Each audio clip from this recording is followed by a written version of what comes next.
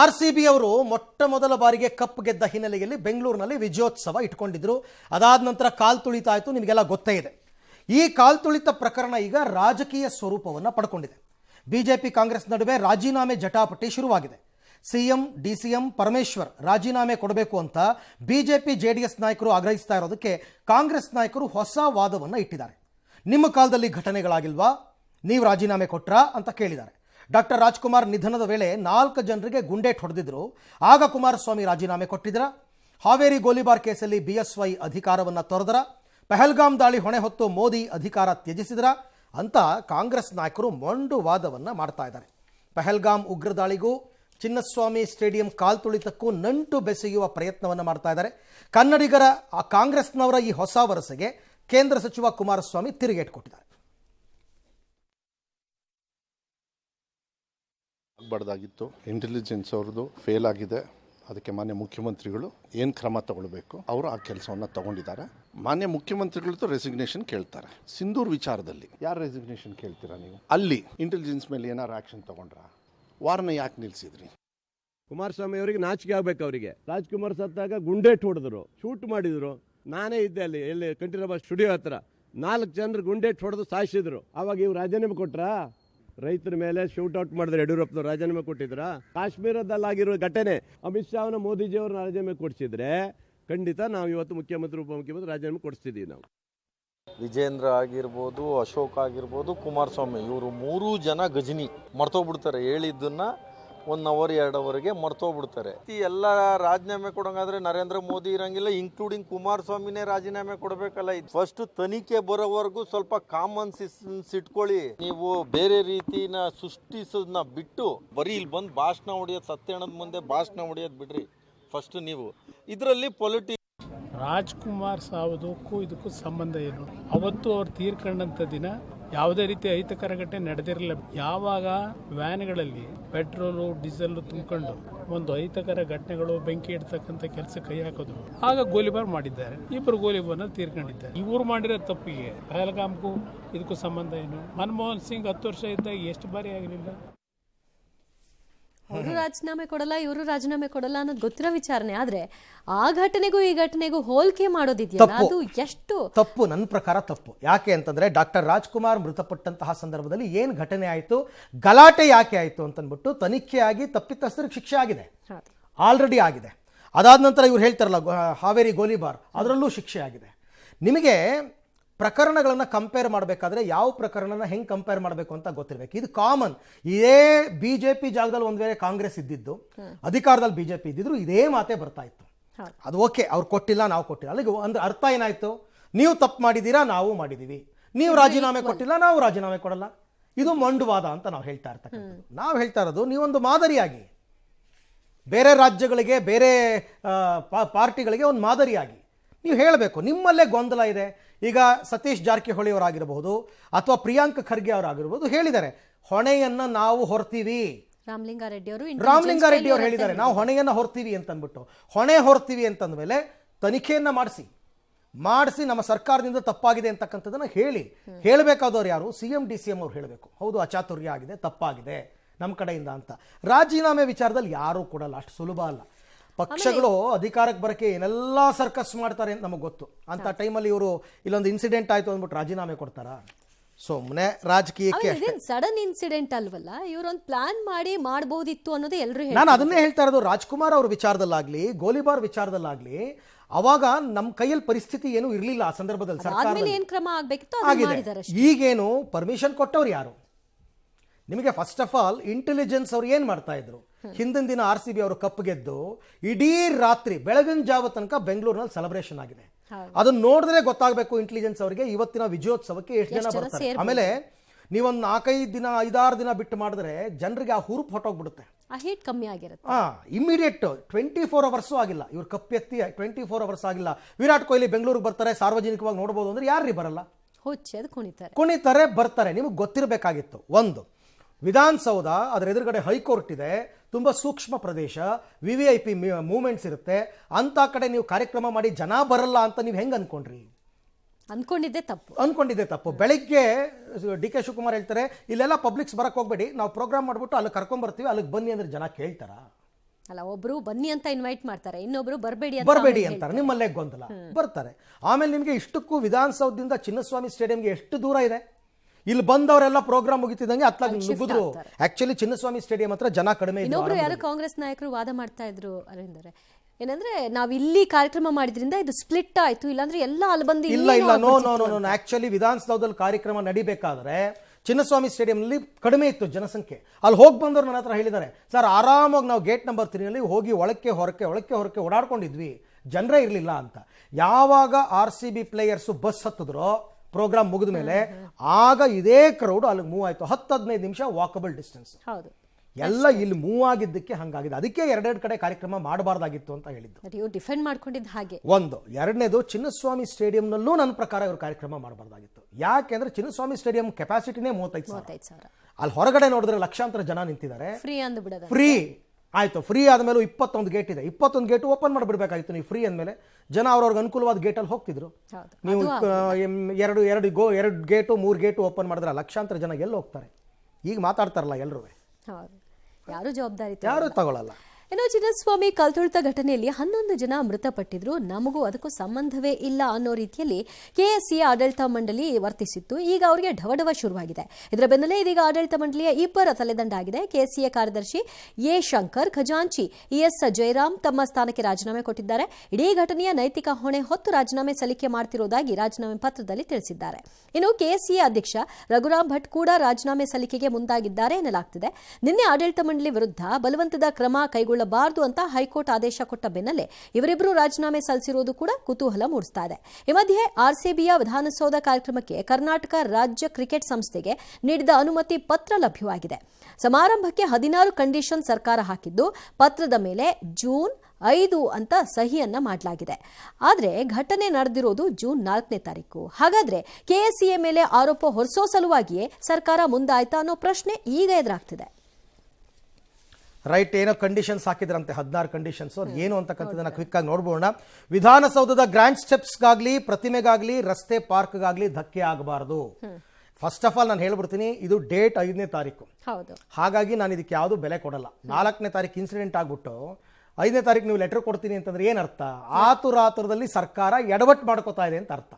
ತಮ್ಮ ಮೇಲಿರೋದನ್ನ ಇನ್ನೊಬ್ಬರ ಮೇಲೆ ಹಾಕಬೇಕು ಅಂತ ಅಂದ್ಬಿಟ್ಟು. ನೀವು ಅಲ್ಲ, ಪ್ರೋಗ್ರಾಮ್ ಆಗಿದ್ದೆ ಯಾವತ್ತು? 4ನೇ ತಾರೀಕು. ನೀವು 5ನೇ ತಾರೀಕು ಅನುಮತಿ ಪತ್ರ ಕೊಟ್ರೆ ಹೆಂಗೆ? ರಿಸೀವ್ ಮಾಡಿರೋರು ಯಾರು?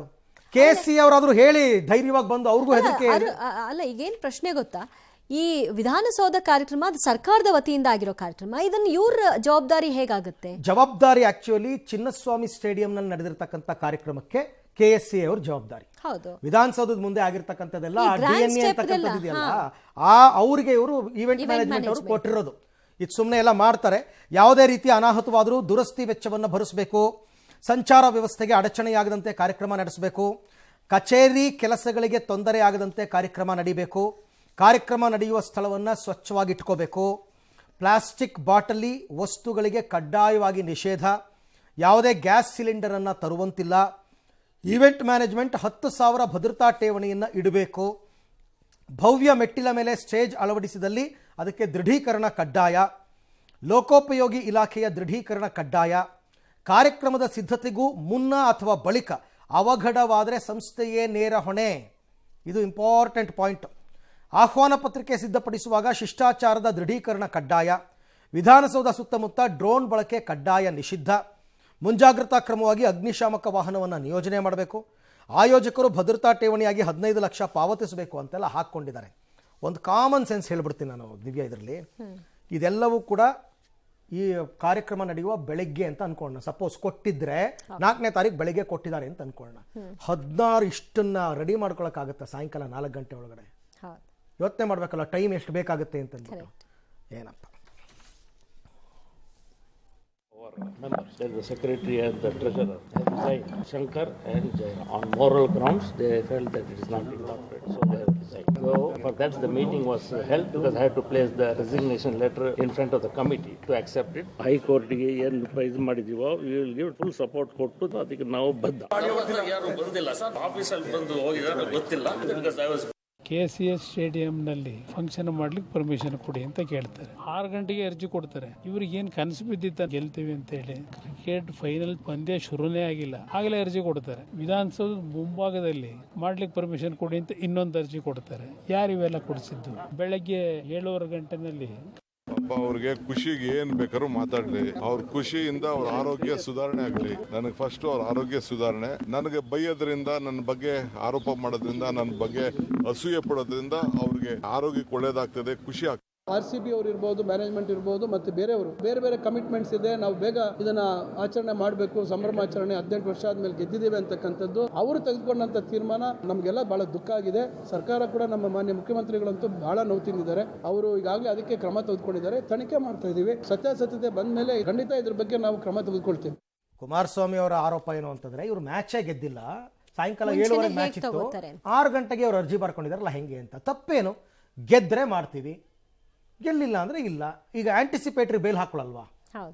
ಅರೆಸ್ಟ್ ಮಾಡೋದಕ್ಕೂ ಮೊದಲೇ ಆಂಟಿಸಿಪೇಟರಿ ಬೇಲ್ ಹಾಕೊಳ್ಳಲ್ಲ, ಹಂಗೆ ಕೇಳಿದಾರೆ. ಅದನ್ನೆಲ್ಲ ತಪ್ಪು ಅನ್ನೋಕ್ಕಾಗಲ್ಲ. ಇನ್ನು ಚಿನ್ನಸ್ವಾಮಿ ಸ್ಟೇಡಿಯಂ ಕಾಲ್ತುಳಿತ ಪ್ರಕರಣ ಸಚಿವ ಪರಮೇಶ್ವರ್ ಅವರನ್ನ ಇಕ್ಕಟ್ಟಿಗೆ ಸಿಕ್ಕಾಕಿಸ್ಬಿಟ್ಟಿದೆ. ಇವಾಗ ಮುಜುಗರ. ಈ ಎಲ್ಲ ಬೆಳವಣಿಗೆಯಿಂದ ಬೇಸರ ಆಗಿರುವ ಸಚಿವ ಪರಮೇಶ್ವರ್ ತಮ್ಮ ಖಾತೆಯನ್ನು ಬದಲಾವಣೆ ಮಾಡಿಕೊಡಿ ಅಂತ ಪಟ್ಟು ಹಿಡಿದಿದ್ದಾರೆ. ನನಗೆ ಗೃಹ ಖಾತೆ ಬೇಡ, ಆದಷ್ಟು ಬೇಗ ಖಾತೆ ಬದಲಾವಣೆ ಮಾಡಿ ಅಂತ ಸಿದ್ದರಾಮಯ್ಯನವರ ಮೊರೆ ಹೋಗಿದ್ದಾರೆ. ಕಾಲ್ತುಳಿತ ಪ್ರಕರಣದ ಬೆಳವಣಿಗೆ ನನಗೆ ಹಾಗೂ ಇಲಾಖೆಗೆ ಮುಜುಗರವನ್ನು ಉಂಟು ಮಾಡಿದೆ ಅಂತ ಪರಮೇಶ್ವರ್ ಹೇಳ್ಕೊಂಡಿದ್ದಾರಂತೆ. ಈ ನಡುವೆ ಕೇಂದ್ರ ಸಚಿವೆ ಶೋಭಾ ಕರಂದ್ಲಾಜೆ ಸರ್ಕಾರದ ವಿರುದ್ಧ ವಾಗ್ದಾಳಿ ಮಾಡಿದ್ದಾರೆ. ಅವರೊಬ್ಬರೇ ಅಲ್ಲ, ಶೋಭಾ ಕರಂದ್ಲಾಜೆ ಅವರು, CT ರವಿ ಅವರು, ಭಾಸ್ಕರ್ ರಾವ್ ಅವರು ಎಲ್ಲರೂ ಸರ್ಕಾರದ ವಿರುದ್ಧ ಮುಗಿಬಿದ್ದಿದ್ದಾರೆ. ಏನು ಹೇಳಿದ್ದಾರೆ ಕೇಳೋಣ. ಸಿದ್ದರಾಮಯ್ಯನವರು ಮತ್ತು DK ಶಿವಕುಮಾರ್ ಅವರ ಕೈಗೆ ರಕ್ತ ಹಂಚ್ಕೊಂಡಿದೆ. ತಮ್ಮ ಕೈಯಲ್ಲಿರುವಂತಹ ರಕ್ತವನ್ನ ಅಧಿಕಾರಿಗಳಿಗೆ, ಆ ರಕ್ತವನ್ನ ಅವರ ಮುತ್ತಿಗೆ ನೀವು ಒರೆಸ್ತಾ ಇದ್ದೀರಿ. ಒಬ್ಬ ಒಳ್ಳೆಯ ಅಧಿಕಾರಿ, ಪ್ರಾಮಾಣಿಕ ಅಧಿಕಾರಿ ಅಂತ ಹೇಳ್ತಾ ಇದ್ವಿ, ಪೊಲೀಸ್ ಕಮಿಷನರ್ ಆದ್ರು ಅಂತ ಹೇಳ್ಕೊಂತಿದ್ವಿ. ಅವರನ್ನ ಸಸ್ಪೆಂಡ್ ಮಾಡಿದ್ದಾರೆ. ಬೆಂಗಳೂರಿನ ಇತಿಹಾಸದಲ್ಲಿ ಈ ಸರ್ಕಾರಕ್ಕೆ ಇದು ಕಪ್ಪು ಚುಕ್ಕೆ. RCB ಇದೊಂದು ಲಜ್ಜೆಗೇಡಿ ಸರ್ಕಾರ. ಯಾರಿಗೋ ಹೆಸರು ಬಂದ್ಬಿಡ್ತದೆ, ಏನೋ ಮಾಡೋಣ ಅಂತ ಅಂದ್ಬಿಟ್ಟು ಒಂದು ವಾರ ಬಿಟ್ಟು ಮಾಡಿದ್ರೆ ನಿಮ್ಗೆ ಏನಾಗ್ತಾ ಇತ್ತು ಗಂಟು, ಏನೇನು ಮಾಡಬಾರ್ದಾಗಿತ್ತು ಎಲ್ಲವನ್ನು ಕೂಡ ಮಾಡಿ ಆ ಪಾಪಕ್ಕೆ ಗುರಿಯಾಗಿದ್ದೀರಿ. ನನಗೆ ಭಾರಿ ನೋವಾಗಿದ್ದು ಪೊಲೀಸ್ ಕಮಿಷನರು ಒಬ್ಬ ದಕ್ಷ ಪ್ರಾಮಾಣಿಕ ಅಧಿಕಾರಿ, ಯಾರು ಹೇಳಿದ್ರು ಕೇಳಲಿಲ್ಲ. ನೀವು ಮಾಡಬೇಕಾಗಿದ್ದು ಸಿದ್ದರಾಮಯ್ಯನವ್ರಿಗೆ ಏನಾದ್ರು ನೈತಿಕತೆ ಇದ್ರೆ ಅವ್ರು ರಾಜೀನಾಮೆ ಕೊಡಬೇಕಾಗಿತ್ತು. ಸಾವಾಗಿದೆ ಅಂತ ಗೊತ್ತಾದ ಮೇಲೂ ದೋಸೆ ತಿಂತಾರೆ ಅಂತ ಹೇಳಿದ್ರೆ, ಮಾನವೀಯತೆ ಇರೋರು ಯಾರು ಈ ಕೆಲಸ ಮಾಡಲ್ಲ. ಮಾನವೀಯತೆ ಸತ್ತವರು, ಮನುಷ್ಯತ್ವ ಇಲ್ಲದೆ ಇದ್ದವರು ನಮ್ಮ ರಾಜ್ಯದ ಮುಖ್ಯಮಂತ್ರಿ ಆ ಕೆಲಸ ಮಾಡಿದ್ರೆ ಭಗವಂತನು ಅವ್ರಿಗೆ ಕ್ಷಮಿಸಲ್ಲ.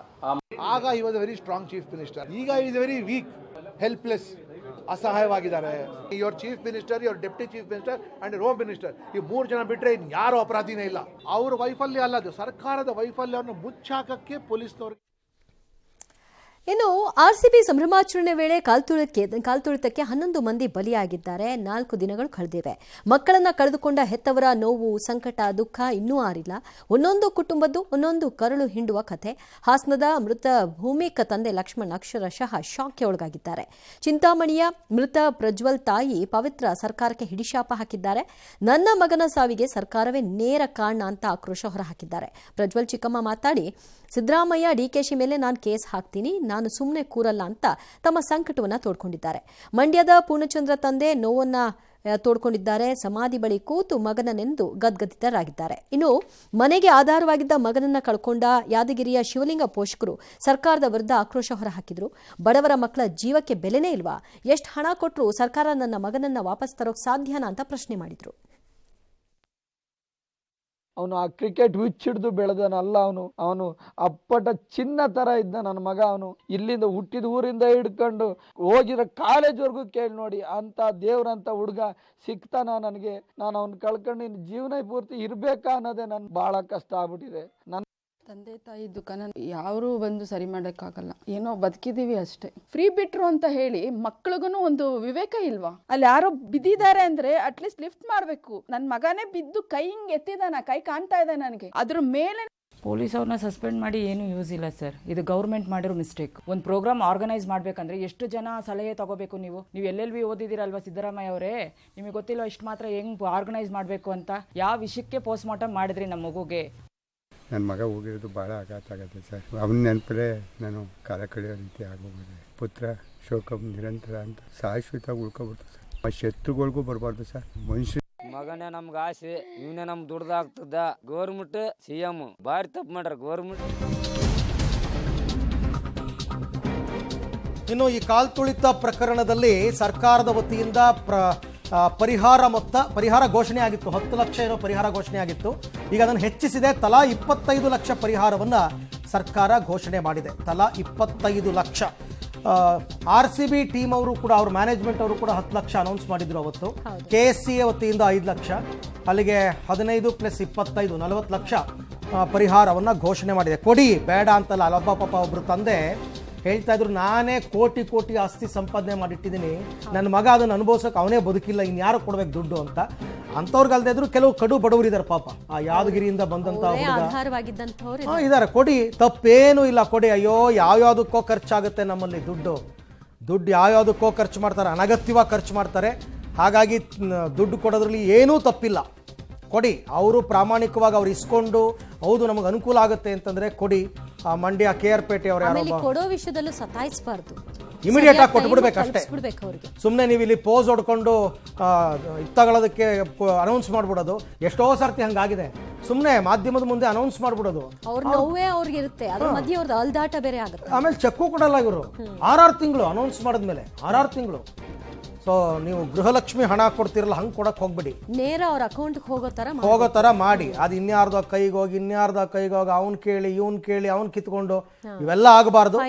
ಫೈನಲ್ ಆಗಿ ಒಂದು ದಿನ ನೀವು ಅವ್ರ ಅಕೌಂಟಿಗೆ ದುಡ್ಡು ಹಾಕ್ತಿರೋ ಚೆಕ್ ಕೊಡ್ತಿರೋ ಗೊತ್ತಿಲ್ಲ, ಅದನ್ನು ಕೊಡಿ. ಯಾರೂ ಬೇಜಾರು ಮಾಡ್ಕೊಳ್ಳಲ್ಲ. ಯಾಕೆಂದರೆ ಮನೆಗೆ ಆಧಾರವಾಗಿದ್ದಂತಹ ಮಕ್ಕಳೇ ಹೊಟ್ಟೋಗಿದ್ದಾರೆ. ಇನ್ನು ದುಡ್ಡು ಇಟ್ಕೊಂಡು ಕೆಲವ್ರು ಏನು ಮಾಡ್ತಾರೆ. ಆದರೆ ಕೆಲವ್ರಿಗೆ ಅನುಕೂಲ ಆಗೋದಾದರೆ ಖಂಡಿತ ಒಳ್ಳೆಯದಾಗಲಿ.